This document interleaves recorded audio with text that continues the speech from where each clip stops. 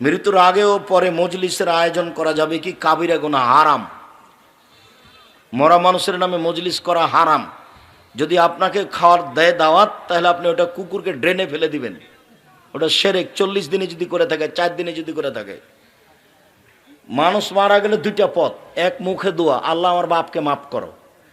2 হলো দান, এই যে হিফজখানা নিচে দান করেন, নাহলে ফকিরকে দেন। দানের সবচেয়ে ভালো পথ হলো পানির ব্যবস্থা করা, নলকূপ বসিয়ে দেওয়া মায়ের নামে বাপের নামে অসহায় পরিবারে। দ্বিতীয় ভালো পথ হলো কাপড়ের ব্যবস্থা করা। গ্রামে যারা অসহায় মহিলা পুরুষ আছে তাদের কাপড়ের ব্যবস্থা করে দেন। খাওয়ানো নয়, যেটা খাওয়ালেন সেটা হলো সাদাকা। তো যে খেতে এসেছে আপনার চাচাতো ভাই, তো বিত্তশালী শিল্পপতি, ও এসে মরা মানুষের নামে খাবে? ওটা হলো সাদকা, ওটা হলো মানুষের ময়লার গায়ের চেয়ে, গায়ের চেয়ে খারাপ ওটা, গায়ের ময়লার চেয়ে। আল্লাহ রসুল বলতেন, আরে করেছো কি? আমি আমার সাদকা আমি খাই না, আমার বংশ খায় না, আমার কাজের লোক খায় না।